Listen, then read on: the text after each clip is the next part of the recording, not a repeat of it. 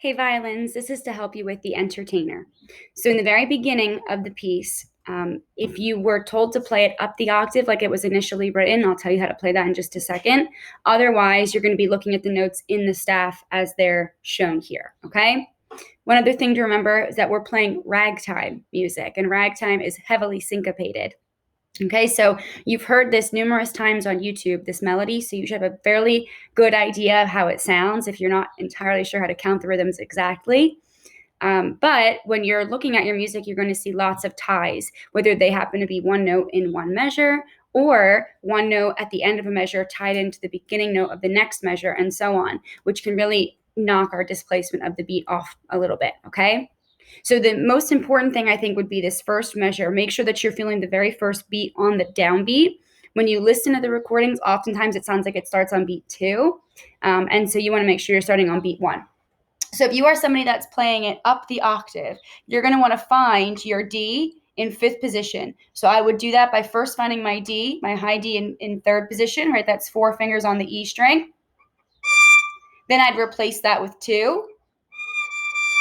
Find that note. And then the notes I want to play are D, E, right? So 2, 3, C with 1, A with 3 on the A string, B with 4, and G with 2 on the A string. Okay, so you have is what you'd play if you're playing it up the octave. And again, you want to make sure you give yourself 1, 2, da, da, da, da, da, da, so you feel that on the beat. If you are somebody playing it down the octave, you're going to start in the staff like it says, 3 fingers on the A.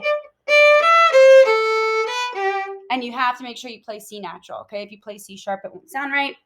Then you rest for 2 measures. You're thinking 1, 2, 2, 2, 1. Then you choose either play the double stop, which is D and G, or you play one or the other, or, okay? And then after that, you go right into your melody, where we talked about this chromaticism, which we have a lot throughout this melody. D, D sharp, which is a low 1, to E natural, which is a regular first finger. So you're creeping up.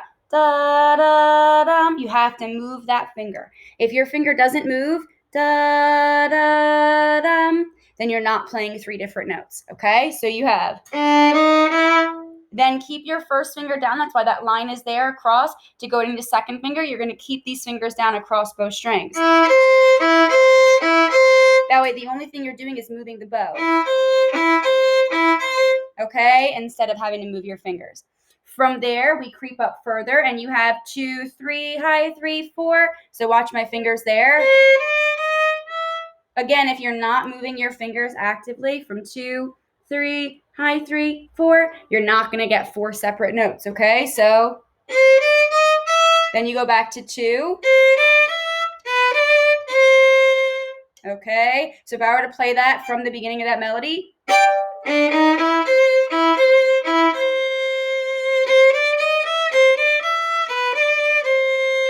Then you go on some of the same notes. Then you go down, A, G, F sharp, C natural, E. Then that same passage again.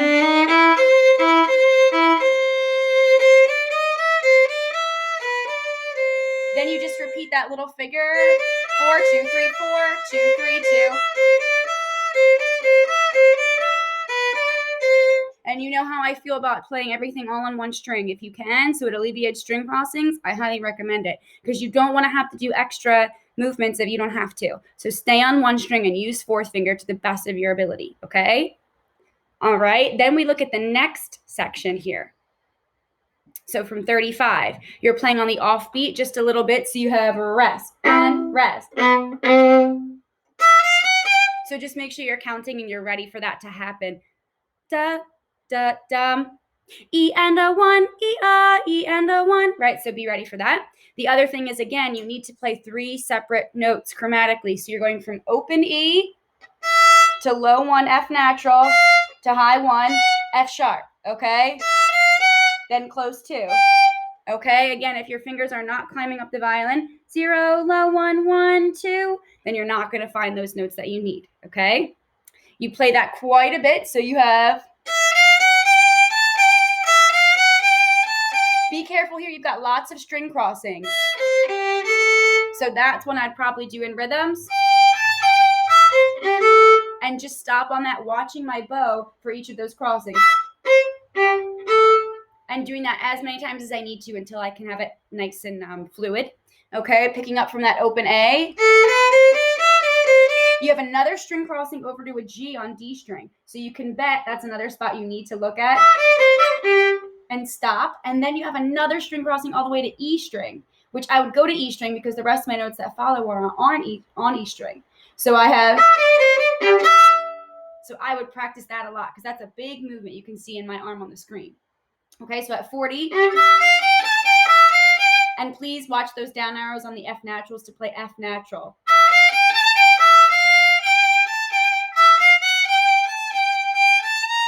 Same thing here, 2, 3, high 3, 4, okay?